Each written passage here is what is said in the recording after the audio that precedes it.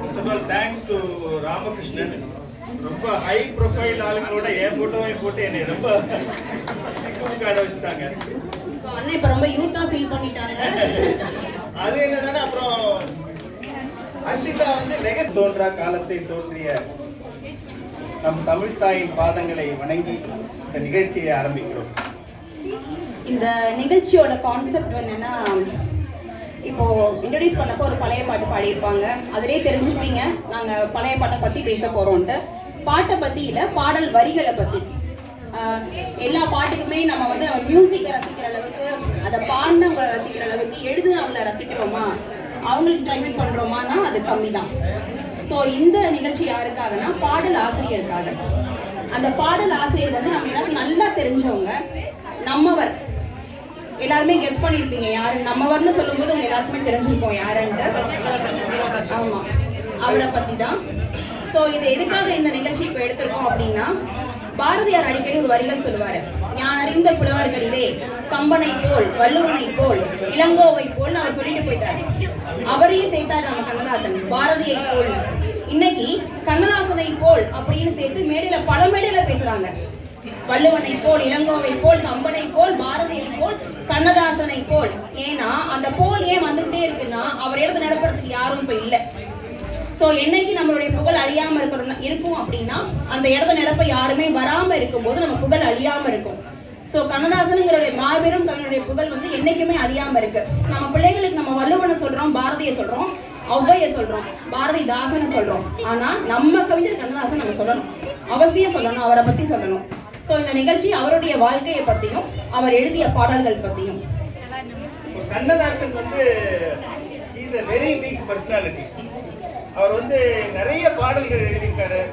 அதாவது ஒரு திருக்குறள்ல சொல்லக்கூடிய கருத்துக்கள், நமது புராணங்கள்ல சொல்லக்கூடிய கருத்துக்கள், இதெல்லாம் எளிமையான திரைப்பட பாடல்கள் மூலமே எல்லா மக்களையும் சென்று ரீச் ஆகிற அளவுக்கு அவங்க ரொம்ப கவிதைகள் எழுதியிருக்காங்க.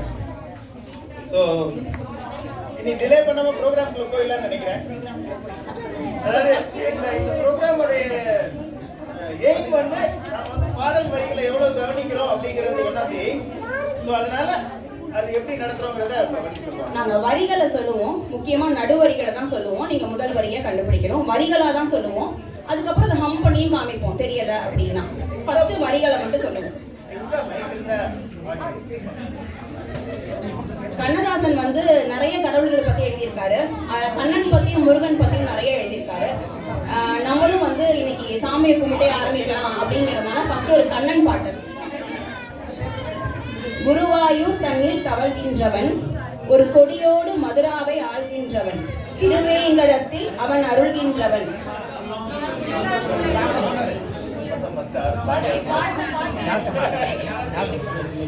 நான் லேட்டா வந்ததுனால தெரியல எனக்கு. எனிவே சார், கண்ணதாசன் அவர் எழுதின பெஸ்ட் சாங்ஸ்ல இதுவும் ஒண்ணு. இதுல பாத்தீங்கன்னா புல்லாங்குழல் எடுத்த மூங்கில்களின்னு சொல்றாரு. கண்ணன்ட்ட மயிலிறகு இருக்கு, கண்ணன் பக்கத்துல கண்ணுக்குட்டி இருக்கு, சங்கு இருக்கு. ஏன் அதையெல்லாம் வச்சு பாடலாமே, ஏன் புல்லாங்குழல்? யாருக்காவது கெஸ் இருக்கா?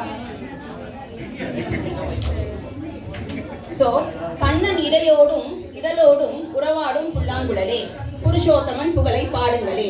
இதழோடும் இடையோடும் உறவாடுதான். சங்க எடுத்து கூட பாட சொல்லியிருக்கலாம். ஏன் புல்லாங்குழல்? இன்னொரு ரீசனும் இருக்கு. அவரு சங்க எடுத்த சண்டை வந்துடும். சங்க ஊதுனாருன்னா போர்க்களம். புல்லாங்குழல் எடுத்தா என்ன வரும்? லவ். ராதா ருக்மணி, பாமா ருக்மணி வந்துருவாங்க. ஸோ கண்ணதாசன் லவபிள் பர்சன், அவர் சண்டையை விரும்புறது இல்லை. ஸோ அதனால கண்ணனுக்கும் அவர் அப்படிதான் எழுதியிருக்காரு. அடுத்த பாட்டு என்ன சொல்லுவாங்க? சரி, அடுத்த பாட்டுக்கு ரெடியா இருக்கீங்களா? சக்தி திருமகன் முத்துக்குமரனை மறவேன் நான் மறவேன், பக்தி கடலென பக்தி பெருகிட வருவேன் நான் வருவேன். யாராவது கெஸ் பண்ண முடியுதா? எத்தனை முறை கேட்டாலும் நம்மளை புல்லரிக்கிற வைக்கிற பாட்டு இல்லை. எப்படி எழுதியிருக்காருன்ட்டு எழுதினவங்க, பாடினவங்க, இசையமைச்சவங்க எல்லாமே நமக்கு அப்படியே ஒரு கூஸ் பம்ப்ஸ் ஆகிற பாட்டு.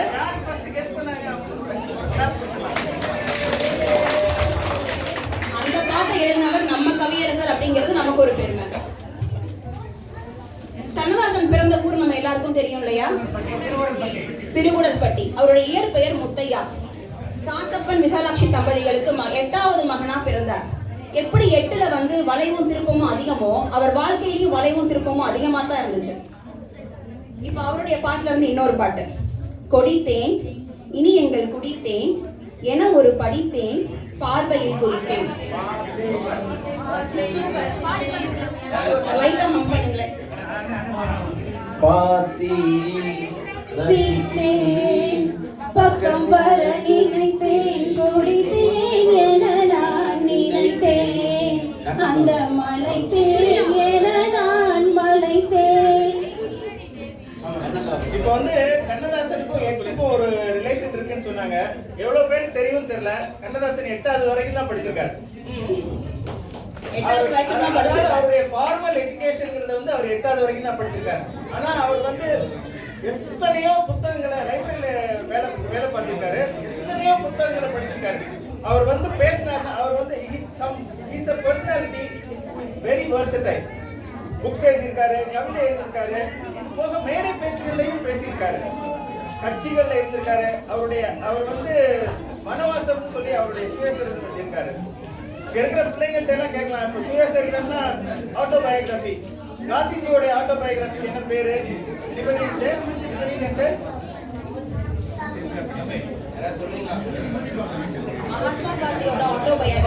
மகாத்மா காந்தியோட ஆட்டோபயோகிராஃபிக்கு என்ன பேரு?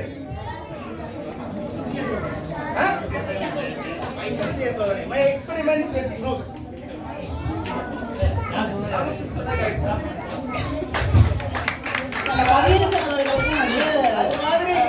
இவருடைய ஆட்டோபயோகிராஃபிக்கு இவர் வந்து பச்ச பேர் வந்து வனவாசம். அதுக்கப்புறம் இவர் வந்து முதல்ல வந்து ஆஸ்திகனா இருந்தாரு. சாமி மேல எல்லாம் ரொம்ப நம்பிக்கை இருந்தது. அப்புறம் சுயமரியாதை கொள்கையில இறங்கி திராவிட கழகத்துல எல்லாம் இயங்கிட்டு இருந்தாரு. அண்ணாதுரையால ரொம்ப ஈர்க்கப்பட்டாரு. அதுக்கப்புறம் மறுபடியும் இறைவர்கிட்ட சேர்ந்தார். அதாவது ஆஸ்திகத்துக்கு வந்தார். அதுக்கப்புறம் தான் அர்த்தம் இந்து முதலாம் எழுதினார்.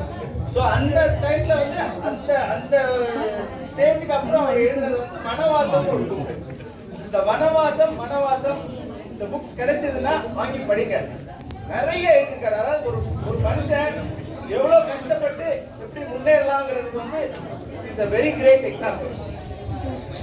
இப்போ அடுத்த பாட்டுக்கு போலாம். ரெடியா?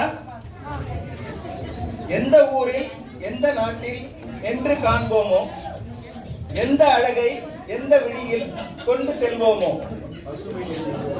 சூப்பர் அண்ணா. எல்லா நினைவுகளே பாடி திரிந்த பறவைகளே அழகி கடித தோழர்களே பறந்து செல்கின்றோம் நாம் பறந்து செல்கின்றோம். இது வந்து நிறைய ஃபேர்வெல் சாங்கா இதை பாடுவாங்க.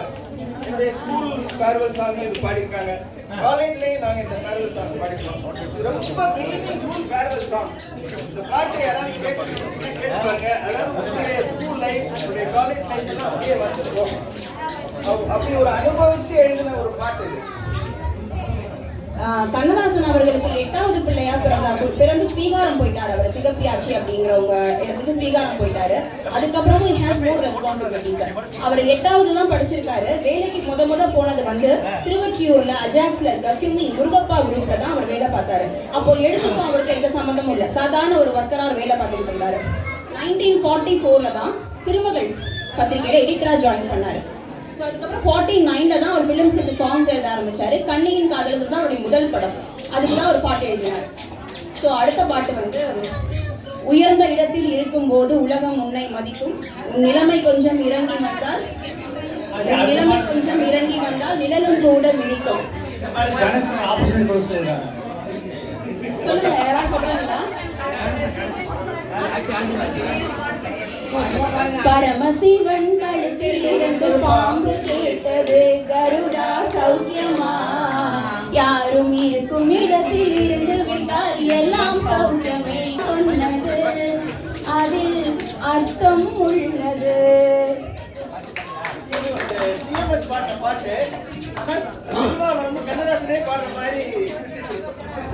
சூரியகாந்தின்ற படத்துக்காக 1973ல வந்த படம் இது. முத்துராமன், ஜெயலலிதா உட்காந்துருப்பாங்க, 2 பேரும் முறைச்சு பார்த்துட்டே இருப்பாங்க. அந்த பாட்டு ரொம்பவும் நல்லா இருக்கும். கண்ணதாசன் மேடையில் என்ன அது வாயாசிச்சு, கண்ணதாசன் மேடையில வாசிச்சு டிஎம்எஸ் பாடின பாட்டு. ஓகே, அடுத்த பாட்டுக்கு ரெடியா? தெளிவாக தெரிந்தாலே சித்தாந்தம், அது தெரியாமல் போனாலே வேதாந்தம். மண்ணை தோண்டி தண்ணீர் தேடும் அன்பு தங்கச்சி, என்னை தோண்டி ஞானம் கண்டேன், இதுதான் என் கட்சி. தெளிவாக தெரிந்தாலே சித்தாந்தம், அது தெரியாமல் போனாலோ வேதாந்தம். மண்ணை தோண்டி தண்ணீர் தேடும் அன்பு தங்கச்சி, என்னை தோண்டி ஞானம் கண்டேன், இதுதான் என் கட்சி. நான் கேட்டு தாய் தந்தை படைத்தானா, இல்லை என கேட்டு என் பிள்ளை பிறந்தானா, தெய்வம் தந்த வாழ்க்கை இது. இந்த பாட்டுல இல்லாத அர்த்தமே கிடையாது. இந்த பாட்டு எழுது அந்த ப்ரொடியூசரும் டேரக்டரும் சொன்னாங்களாம், அண்ணன் தங்கச்சி சண்டை போட்டுக்கிற மாதிரி இருக்கணும், ஆனா திட்டிக்க கூடாது, இலக்கியமா இருக்கணும், வேதாந்தம் சித்தாந்தம் அந்த மாதிரி ஒரு கருத்துக்களை சொல்ற மாதிரி இருக்கணும், திட்டக்கூடாதுன்னு சொல்லி இந்த பாட்டை எழுதுறதுக்கு கவியரசருக்கு 4 நாள் ஆச்சாம். 4 நாள் கழிச்சு அவர் கொடுத்த ஒரு அருமையான கவிதை தான் இந்த கவிதை. இதை படிச்சு பார்த்தீங்கன்னா இந்த பாட்டுல வந்து ரொம்ப விரக்தியா இருக்கும், ஆனா ரொம்ப மீனிங்ஃபுல்லா இருக்கும் இந்த பாட்டு. இது வந்து கமலஹாசன் ரீஎன்ட்ரி கொடுத்த படம். நம்ம கவியரசருடைய கவிதைகளை வந்து நிறைய பிரெஞ்சாவும் டிரான்ஸ்லேட் பண்ணியிருக்காங்க. நம்ம எந்த அளவுக்கு போற்றோம்னு தெரியல, நிறைய பேர் அவருடைய கவிதைகளை போற்றி பாராட்டுறாங்க. பிரெஞ்சு மொழியில நிறைய அவருடைய கவிதையை வந்து மொழிபெயர்த்திருக்காங்க. அவர் இது வரைக்கும் 5000 வரிகள், 6000 பாட்டுகள், 232 புத்தகங்கள் எழுதியிருக்காரு. He is a great legend. அடுத்த பாட்டுக்கு ரெடியா? இந்த பாட்டு நான் சொல்லும் போதே எல்லாரும் ஈஸியா கண்டுபிடிச்சிருவீங்க. நான் பார்த்த பெண்ணை நீ பார்க்கவில்லை, நீ பார்த்த பெண்ணை நான் பார்க்கவில்லை, நான் கண்ட காட்சி நீ காணவில்லை, நீ கண்ட காட்சி நான் காணவில்லை.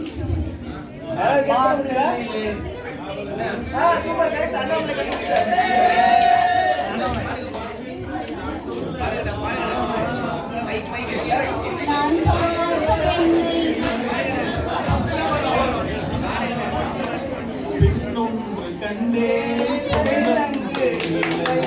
ஏனென்று நான் சொல்லலாகுமா, ஏனென்று நான் சொல்ல வேண்டுமா, ஒன்று கண்டேன் முகம் காணவில்லை, என்னென்று நான் சொல்லலாகுமா, ஏனென்று நான் சொல்ல வேண்டுமா. அதாவது இவர் வந்து எல்லாருக்கும் தெரியும், அர்த்தமுள்ள இந்து மதம் சீரீஸ் ஆஃப் புக்ஸ் எழுதினாரு. அவர் கடைசியா எழுதின நூல் என்னன்னு யாருக்கா தெரியுமா? கரெக்ட், கடைசியா அவர் வந்து இயேசு காவியம் எழுதினார். இது வந்து நிறைய பேரை ரீச் ஆச்சு, கிறிஸ்டியன்ஸ் நிறைய பேரை ரீச் ஆச்சு. 15 நாள்ல எழுதினார். 15 நாள்ல இயேசு காவியம் எழுதினாரு. இவரு கூட கிறிஸ்டியன்ஸ் எல்லாம் இருந்தாங்க. அவங்க ரிவ்யூ பண்ணிட்டு சில இதெல்லாம் சேஞ்ச் பண்ண சொன்னாங்க, எல்லாத்தையும் மாத்தினாரு. அதாவது அவர் வந்து நான் இரவா காவியம் ஒன்று படைக்கணும் அப்படின்னு சொல்லி விருப்பம் இருக்குன்னு சொன்னாரு. எல்லாருமே வந்து இது ஒரு இரவா காவியம் ஒத்துட்டாங்க. 15 டேஸ்ல எழுதின புஸ்தகம். Okay, next song. இது வந்து அவர் திருக்குறள்ல இருந்து எடுத்து இது பண்ணது. துன்பம் வரும் வேலையிலே சிரிங்க என்று சொல்லி வச்சார் வள்ளுவர், சரிங்க.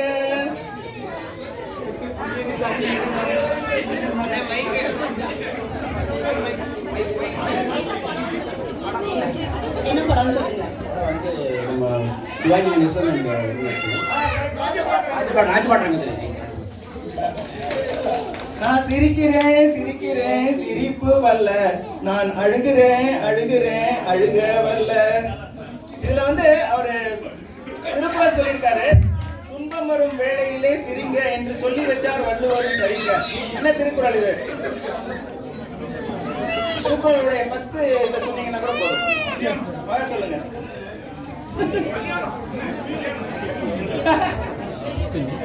இடுக்கன் வருந்தால் நன்க அப்படிங்கிற திருக்குறள். அப்புறம் இதுல வந்து இன்னொரு லைன் வரும், இது கீழ்ப்புறத்தில் இனிப்பு உங்களுக்கு தெரியும். அவருடைய எப்போ வரும் அவரு தெரிஞ்சுக்கிட்ட தெரிஞ்சுக்க விரும்புவாரு. நீ என்ன என்னைக்கு சாப்பிடும் போது அடிக்கரப்பு கசக்குதோ அப்ப உன்னுடைய காலம் முடிஞ்சு போச்சுன்னு தெரிஞ்சுக்கலாம் அப்படின்னு. ஸோ இவர் வந்து திருவற்றியூர்ல ரொம்ப நாள் இருந்தாரு. பட்டினத்தாருடைய சமாதியில போய் அவரே உட்கார்ந்து பல சிந்தனைகள் செய்வாராம். ஸோ அதாவது இவர் வந்து ஒரு சிச்சுவேஷனை கொடுத்தா அதுக்கு உடனே வடை திறந்த வெள்ளமா நிறைய பாட்டு எழுதியிருக்காரு.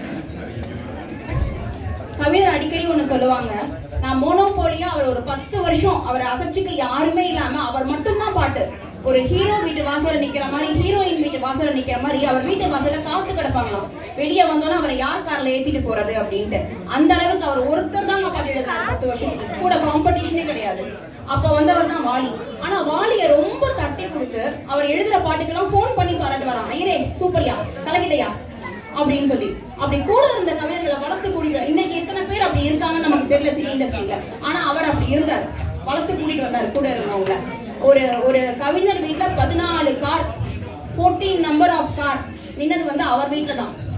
ஒரு ஹீரோ அளவுக்கு, ஹீரோயின் அளவுக்கு பாப்புலரா இருந்த ஒரு ரைட்டர். நம்ம இன்னைக்கு எந்த அளவுக்கு அவரை பத்தி பேசுறோம்னு தெரியல. அன்னைக்கு டி நகர்ல அவர் வீட்டு வாசல்ல 14 கார் நின்னுச்சு. ஸோ அவர் அந்த அளவுக்கு ஒரு பாப்புலரா இருந்திருக்காரு. அவர் எந்த புக்குக்காக சாகித்ய அகாடமி அவார்டு வாங்கினாருன்னு சொல்ல முடியுமா யாராவது? எந்த புக்குக்காக? இல்ல சேரமான காதலின்ற புக்குக்காக.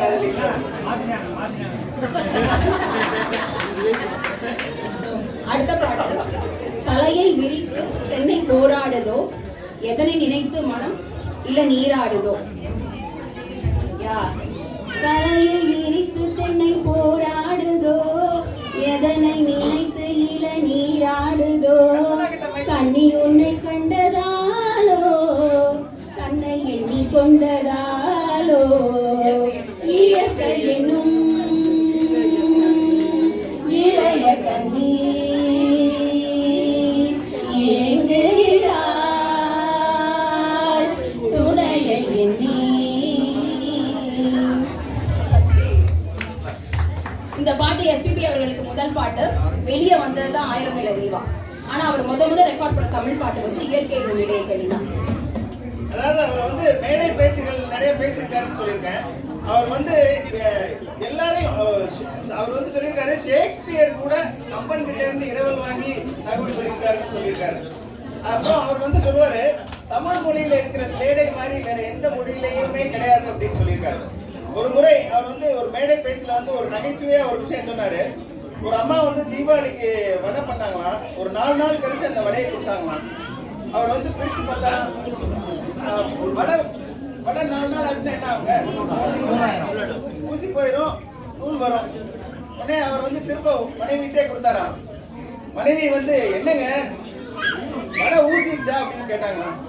உடனே அவர் சொன்னாரா, ஊசி மாத்திரம் இல்ல நூலும் இருக்கு, தையலுக்கு ஆகுமேன்னு கொடுத்தேன்னாராம். தையல் தான் பெண், ஊசி மாத்திரம் இல்ல நூல் இருக்கு அப்படின்னு தையலுக்கு ஆகுமேன்னு கொடுத்தேன்னு சொன்னாராம். அதாவது இந்த மாதிரி ஒரு நகைச்சுவை வந்து எந்த மொழியிலையும் பண்ண முடியாது அப்படிங்கிறதுக்கு ஒரு எடுத்துக்காட்டா கண்ணதாசன் சொன்னது இது. அடுத்த பாட்டுக்கு ரெடியா? புதியதல்லவே தீண்டாமை என்பது, புதியதல்லவே அதை நீயும் சொன்னது. சூப்பர்.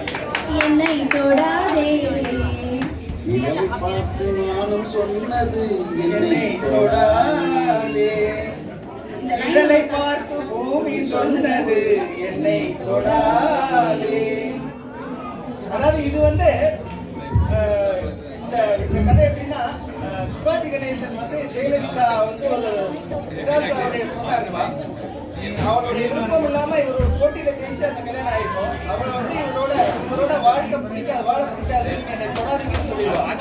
அப்ப இந்த சிச்சுவேஷனுக்கு இந்த பாட்டு பாடினாரு. இதுக்கு வந்து அவர் வந்து எடுத்துக்காட்டு எங்க எடுத்துக்காட்டு சொன்னார்னா, திருநீலகண்டனின் மனைவி சொன்னது அப்படின்னு சொல்றாரு. அதாவது இது ஒரு நாயனாருடைய கதை. திருநீலகண்ட நாயனார் வந்து அவர் வந்து ஒரு குயவன். சிவனடியார்களுக்கு வந்து திருவோடு செஞ்சு கொடுப்பாரு. அந்த மாதிரி செஞ்சுட்டு போது இவர் வந்து குயவன். ஒரு வாட்டி நம்ம மனைவியோட ரொம்ப ஈடுபாடா இருப்பாரு. ஒரு வாட்டி அவருடைய எங்கேயோ போகும்போது ஒரு பரத்தையர் வீட்டுக்கு போயிட்டு வந்துருவாரு. அதுக்கப்புறம் அவங்க மனைவி வந்து கோவப்பட்டு இனிமேல் தொடக்கூடாதுன்றுவாங்க. ஸோ அந்த கதையை இந்த சிச்சுவேஷனுக்கு எடுத்து சொல்லியிருக்காரு. இதை இந்த திருநீலகண்ட நாயனாரை வந்து சிவபெருமான் வந்து இவருடைய புகழ் தெரியணுன்றதுக்காக சிவபெருமான் தோன்றி ஒரு திருவோட கொடுத்து நீங்க இதை பத்திரமா வச்சிருங்கன்னு சொல்லி கொடுத்துருப்பாரு. பரன் மேல வச்சிருப்பாங்க. அவருடைய சிவபெருமானுடைய மாயத்தால் அது மறைஞ்சிரும். சிவபெருமான் நேர்ல வந்து எனக்கு இந்த ஓடை கொடுத்து கேட்பாரு. அப்போ இவரால கொடுக்க முடியாது. அப்ப நீ மனைவி கையை பிடிச்சி நீ சத்தியம் பண்ணணும்னு சொல்லுவார். ஸோ அப்போ வந்து இவங்க ஒரு குச்சியை பிடிச்சிட்டு நான் சத்தியம் பண்றேன் பாரு. இல்ல நீ கையை பிடிச்சிதான் சத்தியம் பண்ணணும்னு சொல்லி கேட்பாரு. ஸோ அப்போ அவர் கையை பிடிச்சி சத்தியம் பண்ண வச்சதுக்கு அப்புறம் அவர் அந்த டயத்துல அவர் வந்து நடந்த கதையை சொல்லுவார் திருநீலகண்டன். ஸோ இவர் அந்த சிவபக்தியில வச்சதுனால சிவபெருமானே நேர்ல போட்டு இவங்க 2 பேரை சேர்த்து வச்சதா ஒரு கதை. ஸோ அந்த ஒரு இதை இந்த ஒரு சினிமா பாட்டில் கொடுத்துருக்காரு. அதான் ஒரு கண்ணதாசன். அதுவும் இந்த நம்ம அவரை பத்தி பிளஸ் பேசும்போது ஒரு மைனஸ்ங்கிறதையும் நம்ம சொல்லணும் இல்லையா? அந்த மைனஸா நிறைய பேர் பேசுறாங்க. அவருடைய பர்சனல் லைஃப் எடுத்துக்கிட்டு அவரை எங்களுக்கு பெருசா பிடிக்கிறது இல்லப்பா, அவருக்கு இந்த பழக்கம்லாம் இருக்கு, அதனால எங்களுக்கு அவங்கள பெருசா ஒரு ஈடுபாடு இல்லை அப்படிங்கிற கருத்தும் நிறைய இருக்கு. எனக்கு இதுல என்னோட கருத்துன்னு ஒண்ணு இருக்கு. இதை பத்தி அவருக்கும் உயிர்மை எழுத்து மாக்கும் ஒரு பெரிய அட்டாச்மெண்ட் இருக்குதான் நான் நினைக்கிறேன். அவருக்கு வந்து மனைவி மக்கள் மாது மனைவி மக்கள் எல்லாமே ஜாஸ்தியா இருந்தது. ஆனா அதெல்லாம் தூக்கி சாப்பிட்ற அளவுக்கு அவருக்கு மதியம் இருந்தது. குடிச்சிட்டவங்க எல்லாருமே அவரை மாதிரி பாட்டு எழுதிடலாம் இல்லையா? ஸோ கண்ணதாசனுடைய அந்த ஹேபிட்க்கு வந்து நான் இந்த தான் ஹானர் பண்ணணும்னு நினைக்கிறேன். ஏன்னா வந்து அது ஒரு முத்தையாவா இருந்திருந்தா இது பெருசா பேசப்பட்டிருக்காது. கவிஞர் கண்ணதாசனா இருந்தாலும் அது பேசப்பட்டுச்சு. அவருடைய அடுத்த பாட்டு சொல்லணும். அடுத்த பாட்டு லைட்டா நான் ஹம் பண்ணி காட்டுறேன். கொஞ்சம் கணவன் குங்குமம் வைப்பது ஒரு தீயின் நெற்றியிலே, அந்த குங்குமம் வைத்தவன் சங்கமமாவது இருவரின் நெஞ்சத்திலே. கொஞ்சம் கணவன் குங்குமம் வைப்பது ஒரு தீயின் நெற்றியிலே, அந்த குங்குமம் வைத்தவன் சங்கமமாவது இருவரின் நெஞ்சத்திலே. இருகோடுகள். புன்னகை மன்னன் பூவிழி கண்ணன் ருக்மணிக்காக அந்த பாமா ருக்மணி இருவருமே அவர் ஒருவருக்காக.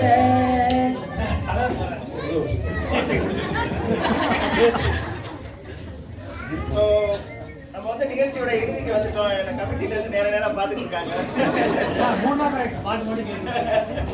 ஓகே, அதாவது வாலியுடைய உரையை கேட்டாங்க.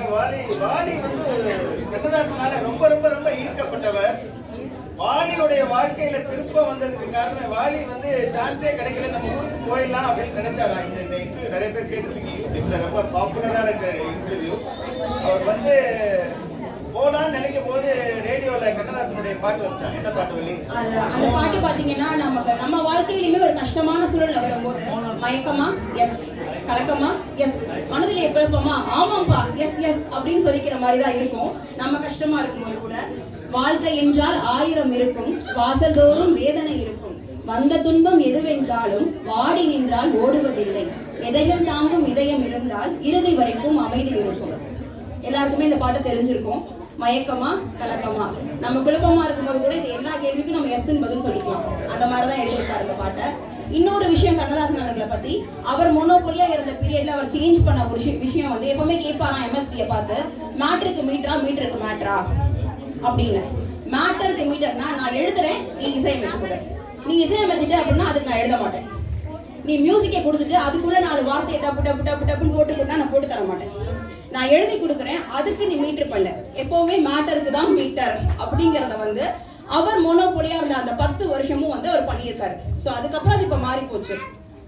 அதாவது இன்னொரு சுவாரஸ்யமான விஷயம் கண்ணதாசனை பத்தி, அவர் வந்து எந்த ஒரு சிச்சுவேஷன்லையும் அவரால் பாட்டு எழுத முடியுங்கிற ஒரு கான்ஃபிடன்ஸ், அவருடைய டிட்டர்மினேஷன், அவருடைய கான்ஃபிடன்ஸ், அது போக அவருக்கு தெய்வ கடாட்சம் நிறைய இருந்திருக்கு.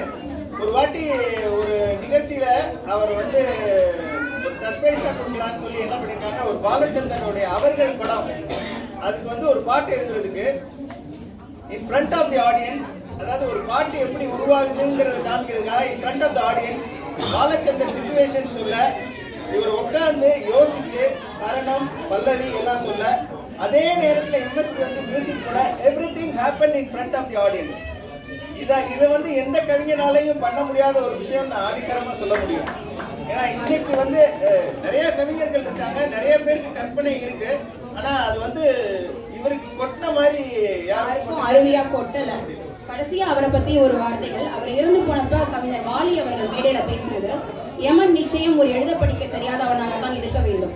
அதனால்தான் கண்ணதாசன் என்னும் அழகிய கவிதையை அவசரப்பட்டு கிழித்தெறிந்து விட்டான் அப்படின்னு சொன்னாராம். அவர் அப்படி ஒரு அழகிய கவிதை, அவரை வந்து படிச்சு ரசிச்சு புரிஞ்சுக்கிட்டவங்களுக்கு, ஆத்மார்த்தமா புரிஞ்சுக்கிட்டவங்களுக்கு ஒரு அழகிய கவிதை தான். வாலிக்கு அவர் என்னைக்குமே ஒரு அழகிய கவிதையா தான் இருந்திருக்காரு. ஏன்னா அவர் இறந்து போகும்போது அவர் வயசு 54 தான். பாரதியை எப்படி சீக்கிரம் கூட்டிட்டு போனானோ ஆண்டவன் அதே மாதிரி கண்ணதாசனையும் கூட்டிட்டு போயிட்டான். எங்க இருந்து இன்னும் கொஞ்சம் நிறைய எழுதி நமக்கெல்லாம் கொடுத்துருவாரோன்னு பயந்துட்டான் போல இருக்கு. அதாவது திருவள்ளுவர், பாரதியார் இவங்களுடைய வரிசையில கண்டிப்பா கண்ணதாசனை வைக்க முடியும். வைக்கணும். திருவள்ளுவர் வந்து சமயங்களுக்கெல்லாம் அப்பாற்பட்டவர். அவர் வந்து இறைவன் தான் சொல்லியிருக்காரு. சில பேர் இன்னும் வந்து அவர் கிறிஸ்டியன்ங்கிறாங்க, இந்துங்கிறாங்க, அதுக்கெல்லாம் அப்பாற்பட்டவர்கள் கவிஞர்கள்ங்கிறத ப்ரூவ் பண்ணது இவங்கெல்லாம். பாரதியாரும் வந்து எல்லாரையும் பத்தி பாடியிருக்காரு, அல்லாவை எல்லாம் பத்தி பாடியிருக்காரு.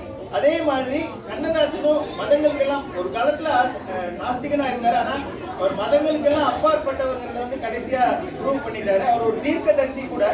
நிறைய விஷயங்கள் அவர் சொன்னதெல்லாம் நடந்திருக்கு. ஸோ அதனால நாம வந்து நம்மளுடைய பிள்ளைகளுக்கெல்லாம் வந்து கண்ணதாசனை பத்தி சொல்லணும், அவருடைய கவிதைகளை சொல்லணும். இன்னைக்கும் வந்து நம்ம நிறைய பாடல்கள் கேட்கும் போது ஒரு ஆத்மார்த்தமா ஒரு ஃபீல் பண்ணக்கூடிய ஒரு கவிஞர் இருக்காருன்னா கண்டிப்பா கவிஞர் கண்ணதாசன். அண்ணன் சொல்ற மாதிரி நம்ம திருக்குறளை கூட படிச்சுதான் தெரிஞ்சுக்கலாம். திருக்குறளை உலக பொதுமுறைன்னு சொல்றோம். அந்த வாழ்க்கைக்கு தேவையான எல்லாமே இருக்காது, படிச்சுதான் தெரிஞ்சுக்கலாம். படிப்பறிவு இல்லாதவங்க தெரிஞ்சுக்க முடியாது. கண்ணதாசன் கொடுத்திருக்க எளிமையான பாடல் வரிகளை கொண்டு வாழ்க்கைய படிப்பறிவு இல்லாதவன் கூட, பாமரன் கூட கேட்டு தெரிஞ்சுக்கலாம். ஸோ அந்த வரிசையில யான் அறிந்த புலவர்களே கம்பனை போல், இளங்கோவை போல், வள்ளுவனை போல், பாரதியை போல் கவியரசு கண்ணதாசனும் போற்றப்பட வேண்டும் என்பதற்காக இந்த நிகழ்ச்சி. நன்றி.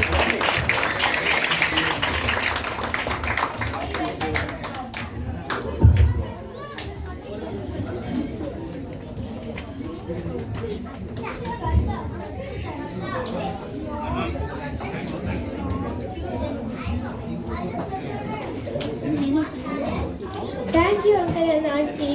இப்போ